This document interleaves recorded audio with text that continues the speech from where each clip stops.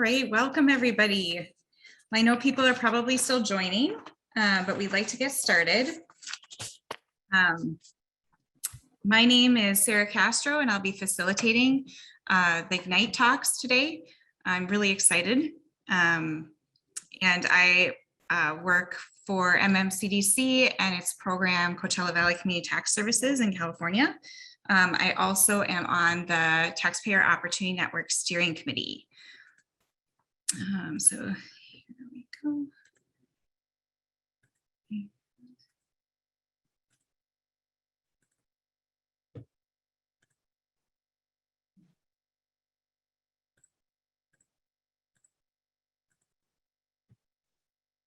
Okay. In a moment, you should be seeing my screen. So let me know in the chat if you can't. All right, I would like to do a couple of housekeeping items. So this webinar will be recorded and it will be available to all of you after the session. Let's see, oh great, and we still have people sharing where they're coming from, which is so awesome. You will be muted upon entry and please just keep yourself muted for sound quality purposes.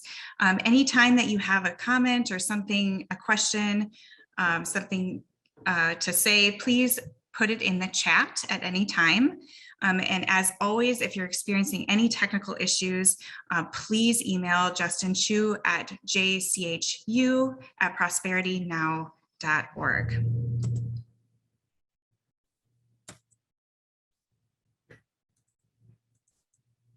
Okay, so the organizations that we're hearing from are New Jersey, Citizen Action, Prepare and Prosper, and Code for America. And there will be a 10-minute Q&A at the end. Naomi Anderson is going to be presenting first, and she is, I'm going to give her an introduction here. She is the director of VITA and TCE at the New Jersey Citizen Action. Naomi has been doing VITA for over 20 years and started with New Jersey Citizen Action in 2007. She developed a virtual VITA process in 2017, and that is what she will be talking about today. So I'd like to pass that over to Naomi. Thank you, Sarah. So as Sarah said, that I am the director of New Jersey Citizen Action VITA and TCE program. I introduced in 2017, it was our 11th year of doing VITA. And this was also the year when TaxSlayer was the software for the VITA program. So being a new software, there was many hitches and glitches and constantly telling the clients, one thing happened to another. So I thought about how could we make the process easier and better. So I know about virtual VITA and I introduced virtual VITA to the clients, letting them know that they can drop their taxes off. We would prepare them. They fill out all the paperwork. We did the interview there. They leave their stuff. And then we said to them, the turnaround time would be 24 to 48 hours. So by the end of that time, they would already return would already be finished, processed, be reviewed by them, and they would not have to see us again until next year. So this was the beginning of our virtual VITA. At first, some people were reluctant. It's changed. Leave my information. You know, today's my day off. I'm going to sit here all day. You know, I'm not going to leave my stuff. Some people said, sure, sign me up. How, you know, I don't have time. I want to get out of here. So a lot of people, some people took advantage, some people didn't. But as the years went on, more people gravitated. The first year, a lot of people liked it because they asked, are you going to offer this again next year? This is really great. I like the process. Some people, they dropped it off in the morning, pick it up in the evening, or dropped it today and picked it up the next day. So, and they love the, you know, dropping off their taxes. So here is now March 2020. The things has changed and everybody is now at home, no VITA services. People can't get their taxes done. We are getting about 30 to 50 calls per day. When are you opening back up? When are you opening back up? You know, I want to get my taxes done. The deadline is now July. And I have a list of over 300 people to get their taxes done. So what I did was, now, due to safety precautions and procedures, I changed where we changed our door into a door window. So it was fully all glass before, and now it's the bottom panel is a panel with a window in the middle and glass at the top. So all of the preparers were inside the building preparing, and all of the clients were outside. We communicated through the window, and we told them they must have a working phone. If they didn't have a phone or a working phone, they had to come back on a daily basis, because we didn't know how to reach them to ask them questions or whatever we may need from them. So before, we used to do in person by appointments and walk-ins. So then I added the drop-off service. Now in 2021, we took it to another level. So people had the opportunity to drop off, or they had to do remote. What we did was we interviewed our clients via Zoom to get their identification, their social security card, making sure it's them, it's a real person, everything by all the VITA guidelines. And then we send them a secure link. They uploaded their documents, got their returns prepared. So we offered virtual VITA via drop-off and via remote. For this season, we did about 76% of our MBR, which is good. And that's where we are. So, with the virtual VITA process, and looking forward to the next season. Back to you, Sarah. Thank you so much, Naomi. Yeah, and Naomi shared with me that she was able to bring clients along to the virtual process over the years, and I really learned a lot from that. I would now like to turn it over to Anne Leland Clark. She is the Financial Capability and Learning Director with Prepare and Prosper. Anne shared with me, at Prepare and Prosper, all of our programs take place along a continuum of financial care, not unlike the healthcare system. We see tax time as the annual checkup equivalent, a universal inflection point when people get their financial pulses checked. Prepare and Prosper developed a financial continuum of care website to help people triage based on their most pressing financial needs. Anne will be sharing that concept with us. Thank you, Sarah. I appreciate it. Thank you, everybody, and Prosperity Now for having me. Today, I thank you for having me. So today, I actually run our financial capability programs, financial coaching and inclusion programs at Prepare and Prosper. But I came to this work out of our VITA program, where my charge 10 years ago, when I was hired, was to fully integrate financial products, referrals, and services within our many tax clinics. I was young and arrogant and thought all my tax colleagues, volunteers, and customers would embrace my big ideas with open arms. What I didn't anticipate, even after being a VITA volunteer for that a year, was that tax tunnel vision and complexity of just getting someone through that tax prep process. And thus the resistance of my team of paid and volunteer, or the resistance face that my team of volunteer financial advocates would face. Fast forward a decade later, I'm super proud to say we've successfully integrated tax and financial services. But the pandemic really, in our virtual tax model, pulled the plug on that golden wait time to capture the attention and love of our customers, to have those precious money conversations.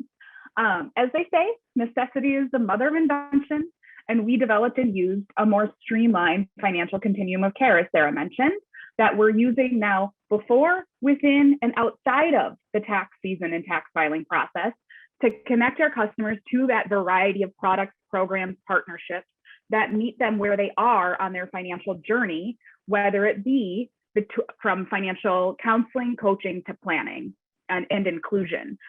It's a customer-facing site that is used by our volunteers and community partners to navigate those distinctions on where people are at on that financial continuum of care.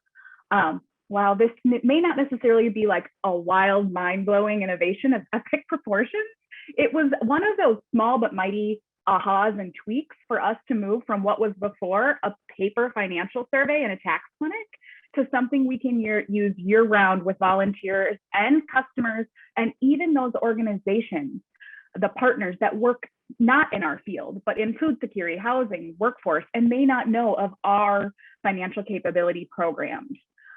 So I am actually going to screen share, and then I will drop the website in chat to just give you a little tour. All right. If you could, Sarah, can you see my screen? I'll use Sarah's mic. Okay. Oh, thank you to my colleague, Katie Schultz, for doing the work for me and dropping the financial continuum of care in the chat. So as you can see, it is a website that really is customer facing, but of course, used by our volunteers, even our tax volunteers and our financial and intake volunteers can all reference this, that really just walks people through all of the different spectrum, the spectrum of financial continuum of care, from financial planning, financial coaching, which is now a program I run. So I'm very self-interested in that one. Our partnerships with LSS Financial Counseling, and then our fair banking program, and our partners who refinance payday loans. So essentially, each of these has bulleted statements for a customer to be able to triage themselves into or out of this service, referral, or product.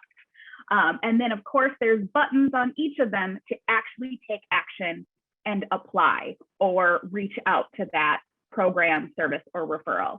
So this is something we created, I should name, with the support of the Foundation for Financial Planning, that puts everything that was formerly separated in sort of piecemeal into something a little bit more comprehensive. And that's what I have for an innovation today. Thank you. Thank you so much, Anne. And I think I echo there what Carrie said. You rock. All right, I'm going to move on to our next presenter. It's Dr. Ingrid Ramon Pera, and she is a user researcher, Anthro-Techie Latina, who will be talking about her work with Code for America in evaluating Spanish-speaking users of getyourrefund.org, as well as needs and barriers of Spanish-speaking non-filers. Thank you. I'm going to go ahead and share my screen. So it should be working. Is it working good? Is it there? Okay, awesome. Hi, everyone. Thank you for your attention and to coming to my first Ignite talk. Let's see how I do. And I'm going to dive right in as well. So for this research that I did with Spanish speakers, for Code for America and the Get Your Refund platform, I talked to 3 separate groups. I talked to 11 tax preparers over the country that work with Spanish speakers and have a diverse range of experience working with them. I talked to 10 non-filers, people who did not know about Get Your Refund or VITA and were really interested in knowing about how to file their taxes. And I also talked to 9 Get Your Refund users. And again, these were all Spanish speaking users and also included hard to reach populations. So here's what I found. First is, I want to show you that Spanish speakers are very motivated to file their taxes. They have a lot of reasons why they want to do so. They really want to engage with the American tax system. Some of them, like the couple here, they're business owners and they're interested in keeping their business up to date and getting everything in line for their business. And so they're motivated to file for that. Many other people are motivated to file because they're hoping that in the future there will be an immigration reform. And so they file every year kind of in good faith, hoping that this will later be a path for residency for them. Some people have overlapping motivations, but all in all, people are actually very motivated to file. But they want to be able to ask tax-related questions, and they have a lot of them. A big barrier, of course, is being able to talk to Spanish speakers. There may be FAQs available online, but they're not as specific, right? And so they really need personalized tax services, and they need someone who is competent and can speak to them in Spanish. Many people talked about feeling very lost and not having the ability to discern what is trustworthy or accurate tax information. And so there's a lot of frustration for a very motivated group. And some of them, you know, they have very complex income situations. Some of them are part of the gig economy. Some people are getting paid in cash only. Some people have a mixture of, you know, ways of getting income in one single year. And they want to know how they can file for their particular situation. Trust is really big for this population. They want to be able to trust you, the tax preparer, the VITA volunteer, and the VITA program.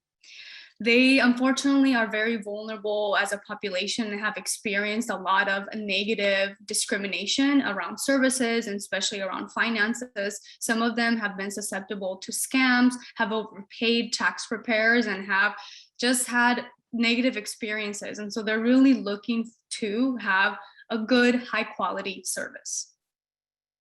We also know that Latinos, in compared to other racial groups, are actually more concerned about sharing their personal information and becoming vulnerable to identity theft or loss of documents. And there's a lot of vulnerability for this group that just gets compounded. And so trust is actually very important.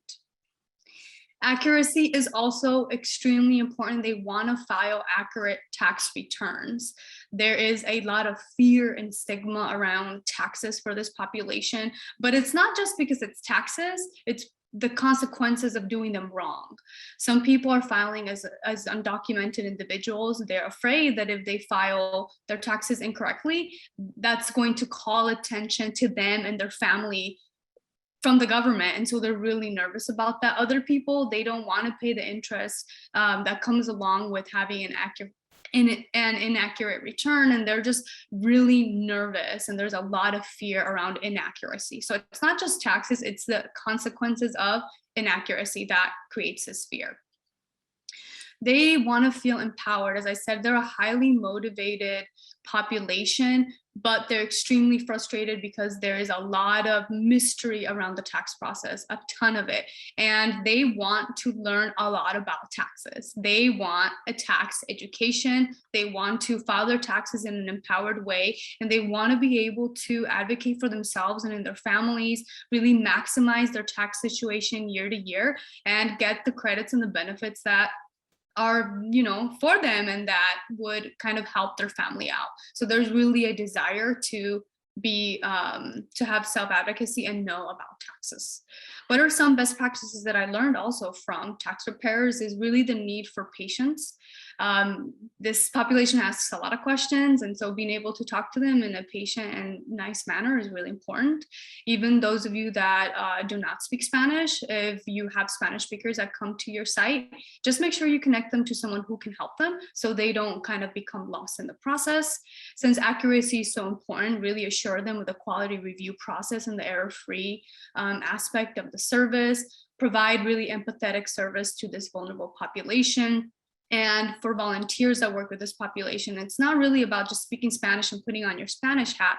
It's really knowing a lot about immigration, knowing about mixed status families, gig economy. There's really a lot of training that kind of needs to go on in order for this population to get served, and the special needs that they have is really important. And of course, make recruiting Spanish volunteers a priority. Different VITA sites are different. Some have a couple of volunteers and some don't, but it really is a priority for a country that has a high amount of Spanish speakers. And lastly, I want to reaffirm the importance of the VITA program for this population and of Spanish-speaking tax preparers. Here's a quote from someone that told me that she really enjoyed the service. She enjoyed the friendliness of her tax preparers, having the opportunity to ask questions, to be treated nicely and with respect, and really fostering the trust that is needed for the clients. So this program is very important for this population, and thank you for serving this population. And I am done. So thank you, Sarah. Thank you, everybody. Back to Sarah. Thank you so much, Dr. Ingrid. That generated a number of questions here, and that was a wonderful presentation. Thank you to all the presenters. I really, I have a whole bunch of questions if other people don't, because yeah, you guys did an amazing job. So the questions that have come in are, Katie Schultz wants to know, Ingrid, she says, thank you so much for this research. I'm interested in hearing how you connected with the non-filers you interviewed. Thanks, Katie, for the question. Yeah, there's a multi-pronged strategy for recruitment, and recruitment is always very hard for this population. Also, because this is some aspect of this population is low tech users. And so it's not like I can send a lot of blasts out there. I'm not going to reach them. So I did a couple things. One, I did the old school flyers. I posted flyers around key areas. I live in Los Angeles, where I know that there are a lot of Spanish speakers. I connected with organizations that Code for America didn't have a connection, and asked if I could connect with their kind of clients. So I basically used the trusting relationship of another organization to help our organization. And then third, I actually did some recruiting on Facebook. I found specific Facebook groups that have a high, high membership, that's the term, a high membership of Latinos, and kind of made flyers, digital flyers, and posted them there. And that's how I was able to get people. But really the most important way was connecting to community-based organizations that already have trust with this population, and building a partnership and letting them know that the service is available for them. And, you know, one thing about the Get Your Refund service that people really like is they have a Spanish-speaking tax preparer, and they're actually helped with any ITIN processes for those people that don't have social security numbers. So that's actually a really big sell for this population and for our service. So it's just a matter of connecting folks. They just need to know about us. And once they do, then they can have a positive experience. But yeah, it's a hard population to reach for sure. I hope that answered your question, Katie. That was great. Let's see here. We have another question. What are some ways to help the self-employed population prepare themselves to be able to provide accurate information to report so that there is less chance of filing inaccurate returns? A lot of people don't know how to track their income or expenses, and they don't know what they can deduct. And that's coming from Leticia. Thank you so much for that question. And I would say all three could answer this one. So anybody feel free to jump in here.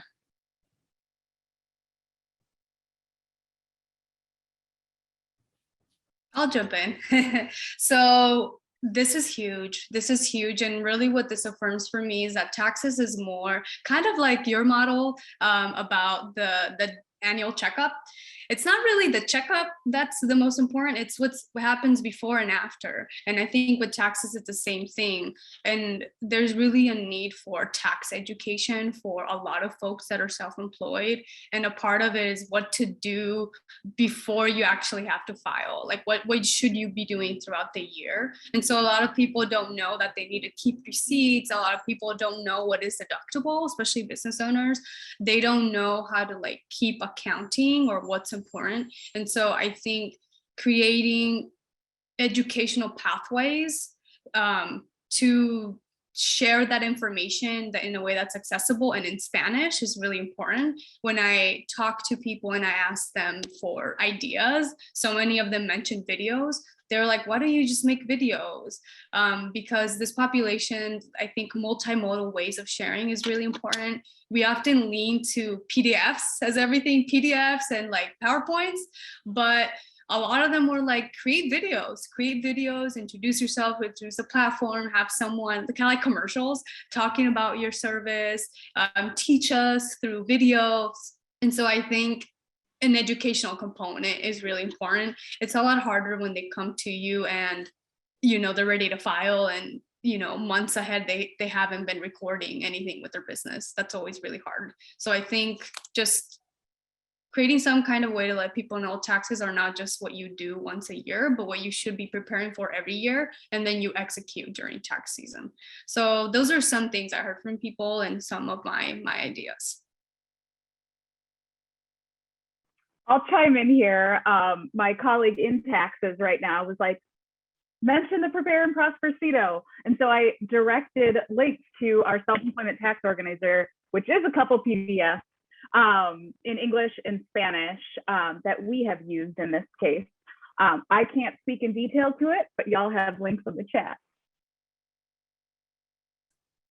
I have a question for the group. I was wondering if each of you could talk about if there's additional training that you think volunteers need to have to serve the populations that you're serving. If you see any, because I know I heard a couple things in the presentations about dealing with very challenging tax returns or dealing with an underserved population and needing to have more skills. So I was curious if you all could comment on that.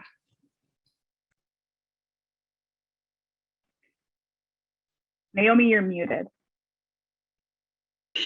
Thank you, and thank you. So I was saying that definitely I think so, because what I do for the month of January, I do provide additional training so that all the preparers are on the same level in terms of difficulty tax return, what to look for.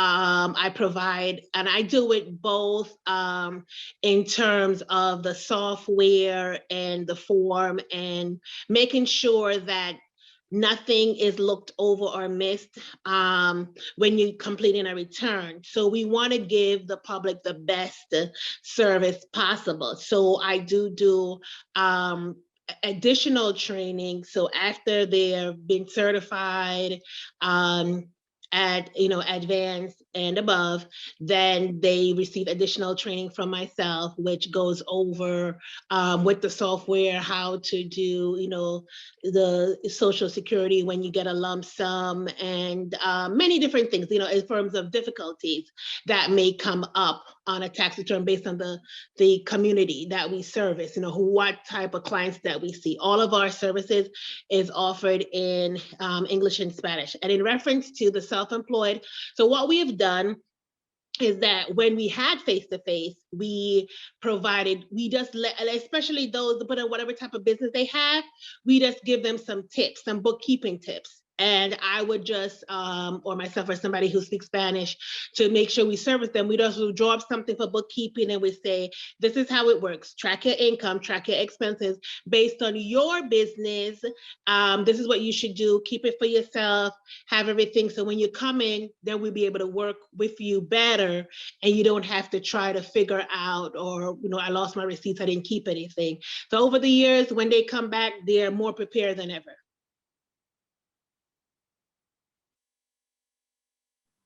And I can chime in to that. I would say volunteers that are working with Spanish speakers do need to know a little bit more in terms of like immigration. They need to know about, for example, the ITIN number, the identifying like individual tax information number, and why it's so important, how to help people renew them and how to support them in that work, what it means to support people who have families with mixed statuses. Some people may be citizens, some people may not be, some people are residents.